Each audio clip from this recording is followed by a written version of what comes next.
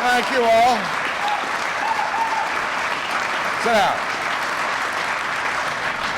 Well, let me thank Steve Shabbat for a very nice introduction. Listen, Chabot and I, that's what I call him, Chabot. Chabot and I have been friends for 30 years. And he's had every tough election that I never had. Sorry, Steve, but this comes with the territory. But I was going to do everything I could to get him back in the Congress, because to get to a majority, you can only get there one seat at a time, one race at a time. And Steve Shabbat and I served together for 14 years, rock solid guy who did a great job representing Hamilton County, and I wanted him back, and I was going to do everything I could to get him back. He worked hard, and welcome back, brother. Welcome back.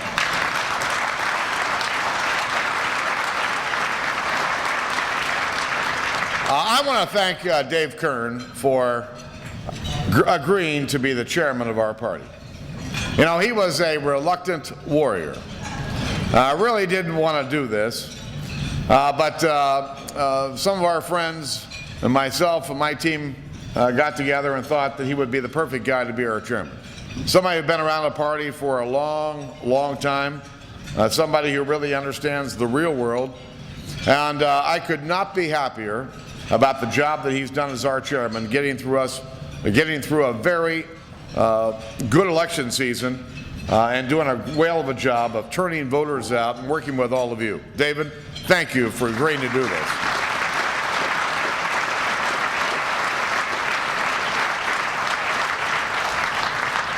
You know, the last time I saw most of you, we were down at Mark Mosley's plant back in October. And, you know, during that little rally we had right before the election, it was pretty clear that the people who were there were fed up with what was going on in America. And it was pretty clear to me that the people there thought the government was out of control. A government that was ignoring us, a government that in some cases was mocking us, and making it harder for small businesses to create jobs. And Mark's business was a perfect example of the kind of company was under fire from their own government in Washington, D.C. All of us knew back in October that we had to make a choice and that we had a chance to make a difference. Well, we committed ourselves to throwing out the politicians who were growing the size of government, and we had a chance to put people in place who would make things better for our country. Well, we did it. And with our voices, with our vote, all of you knocked on doors, all of you contributed, all of you did all the things that it takes to win a successful election. And on behalf of myself as a candidate and all the candidates on the ballot, let me say thank you to all of you for a job well done.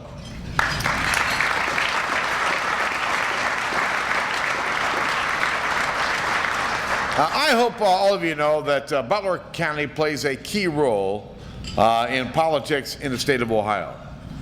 You know, Republicans swept every statewide office. And why? Because Butler County turned out its voters and gave overwhelming majorities to our candidates on the statewide ticket. But in addition to what we did here in the state of Ohio and helping to win all of the statewide offices, you need to know that we picked up 5 Republican seats throughout the state of Ohio. And it was a lot of work on behalf of a lot of people. But to pick up 5 seats in Ohio, we picked up more seats in Ohio than any other state in the union. Thanks for the help.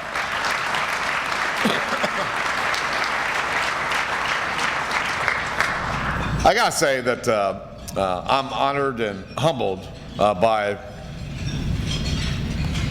the trust that you've all placed in me. You all know me. I've been around here for a little while, and I've got to tell you, it's an honor to represent all of you in the United States Congress. Really is.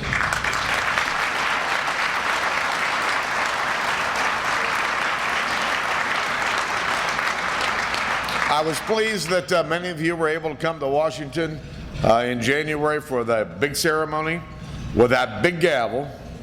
You know, there's been an awful lot talked about that big gavel. I want to tell you a little story. Dick Slagle, my friend from Middletown, who's in his early 80s, I'll give him the benefit of the doubt. He's a woodworker, and he wanted to make some gavels, and so he did all this research in October and November, and over Thanksgiving we had breakfast together in Westchester, and he brought a couple of these gavels, and I looked at him. He says, "What do you think? Are they the right size?" And I thought, "Yeah, it looks fine to me." Well, they looked fine until I got to Washington and realized it's a lot bigger than the gavels we usually use. Dick did a great job, and those gavels have been seen by everybody in the world. Are you here, Dick? Oh my God, Dick! Thanks for the gavels. Great job.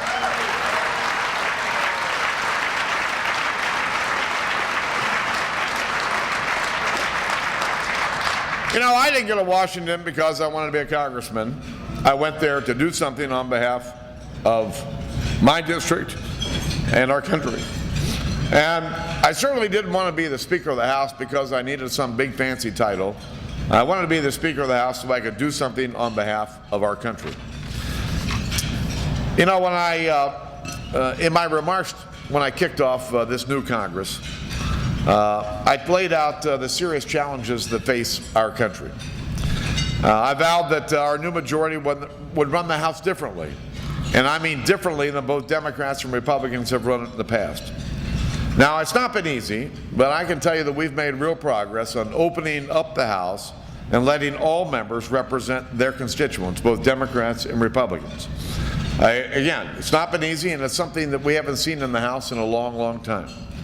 And I'm going to tell you that I take my responsibility seriously in terms of allowing the members to represent their constituents, and take seriously my job of helping to lead our country. Our work is focused on Americans' #1 objective and their #1 priority, and that is getting our economy going again and getting the American people back to work. And I mean private sector work. You know, we've grown the government by 200,000 people over the last 2 years. Stopping the tax hikes in December, where we worked with the president, clearly helped get our economy moving again. But as most of you know, I'm a product of the private sector. I ran a small business. I hired people. I met a payroll. You know, all of that helped shape my views on what the government should and should not be doing. I saw firsthand how government damaged the ability of me and others to create jobs in our country. And I ran for Congress to do something about it. And it still is the core of what drives me each and every day. Listen, I feel blessed to have the chance to serve as Speaker, particularly during what I think is a very serious moment in our history. I ran for Congress to fight for a smaller, less costly, and more accountable government in Washington. And today, I think that fight has never been more important, than where we are today. Americans are engaged like they've never been engaged before. And the key to our success in the coming months and years is to keep the American people as engaged each and every day as they were on Election Day last November. And listen, I think our vision of a smaller, less costly, and more accountable government is going to lead to a better economy that's going to lead to more job creation in our country. And it's about keeping government to a minimum so that we can unleash the power of the American people. Listen, I think all of you know the Republican Party drifted. The American people, though, they figured it out pretty quickly, and they humbled us. They fired us. I can tell you that we understood the message, and we got the message. And we vowed to do better. And with your help over time, my goal is to reshape the image of our party as the party who truly stands for a smaller, less costly, and more accountable government.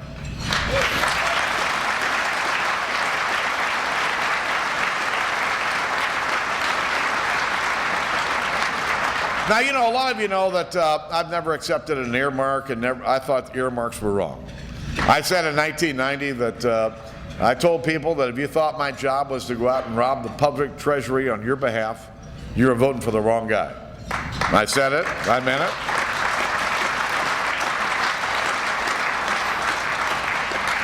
And while I did it, you know, a lot of others, like almost everybody else, did. And so about once a week over the course of 18 years, I had somebody in my face. Dick Alderson. Get rid of the earmarks. Dick, I said, I don't take earmarks. I'm trying, but I'm not winning. I don't care. I want them gone. I said, Dick, I'm trying. We're going to keep working at it. And a few times along the way, Dick doubted that I believed that I could actually get rid of them. I spent the last 5 years doing everything I could to stop the process of earmarks in America. And it wasn't the earmarks and the cost of earmarks in and of themselves, because at the end of the day, it's about $15 billion a year. But it was the process of buying members off by giving them earmarks, that they were able to pass bills that had more spending, more rules, more regulations being imposed on the American people. They were corrupting the political process. Guess what, Dick? They're gone.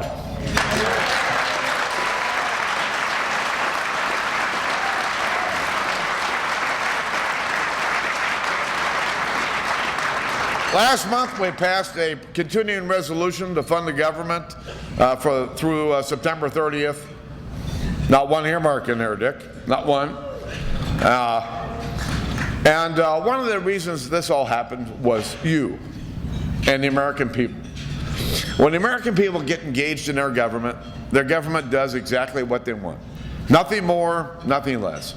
I've seen it happen a dozen times during my congressional career. And I really want to continue to encourage all of you and encourage the American people to stay involved in their government. If we want a government of the people, by the people, and for the people have to be involved. Because if the American people do what they typically do, get all enraged, get all involved, they have a big election, and then they go about living their lives, trying to keep their jobs, raise their kids, pay the bills, and then when that happens, politicians are in charge. We can't allow that to happen anymore. We need the people engaged if we're going to succeed. Now, I know all of you know there's a spending binge that's been going on in Washington, D.C. Ending it means cutting discretionary spending, that 1/3 of the budget that we spend a lot of time dealing with every year. It means cutting mandatory spending, that 2/3 of the spending that frankly is on automatic pilot. It also means addressing the entitlements that we have in America.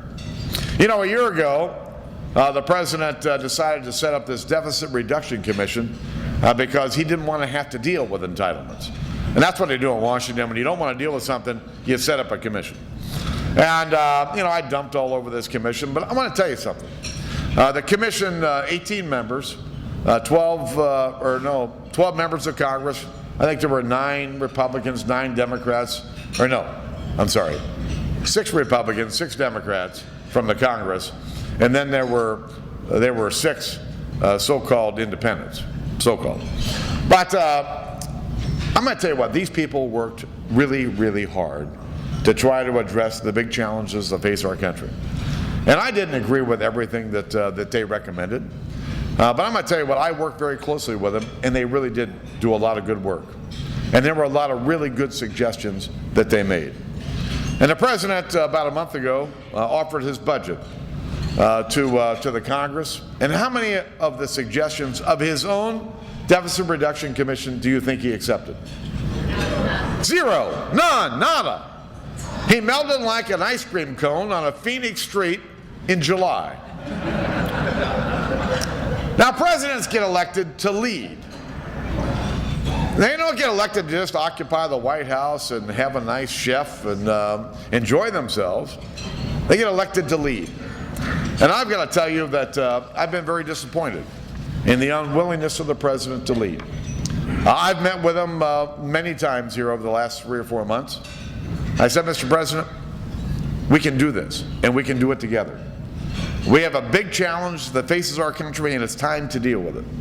I even told him the story about 1990 when I was a first-time candidate. When I said all around my district, all around our district, we have a big coming problem called entitlements. And the sooner we deal with the challenges that face us, the easier it will be to make the necessary changes so that these programs are sustainable for the long term and affordable for our kids and our grandkids. 21 years later, what do you think we've done? We haven't done anything. So I told the president this, I said, Mr. President, lock arms with me.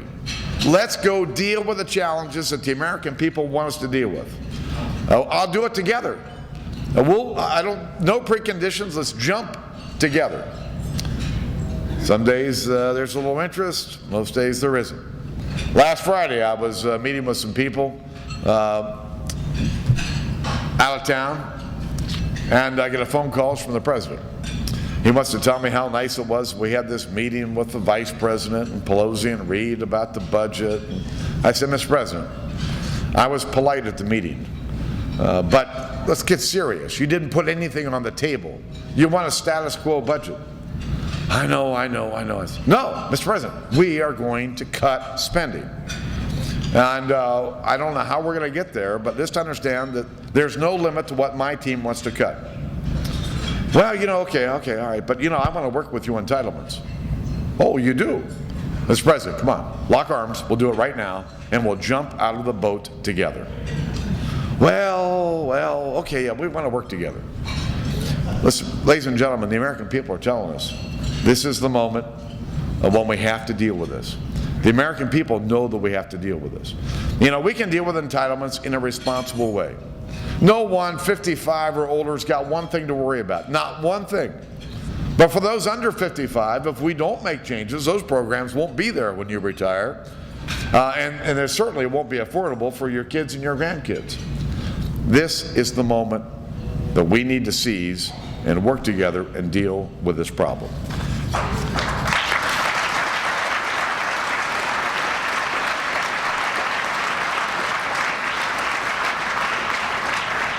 You know, 2 months ago, the president asked us to increase the debt limit. The credit card, we're up against the balance. And he wants us to increase the amount on the credit card and make no changes to the problems that are causing the credit card to keep running over the limit. And I told the president, Mr. President, we are not going to increase the debt limit without real changes, without real cuts, and without real changes.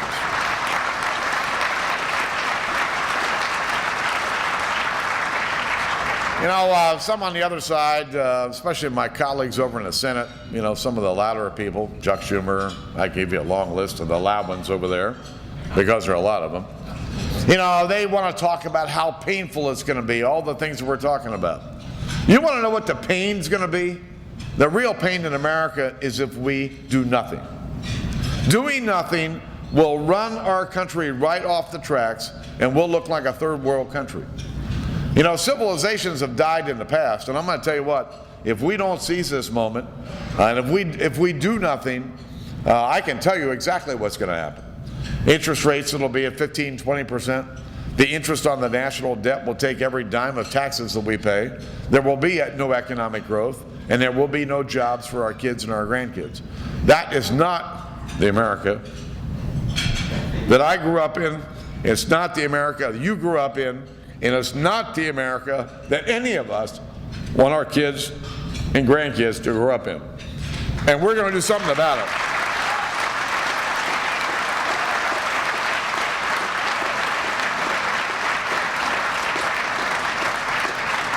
Listen, my parents taught me something growing up. Same thing I told my girls, and the same thing that I tell my colleagues almost every week. If you do the right things for the right reasons, the right things will happen. You really just don't have to worry about it.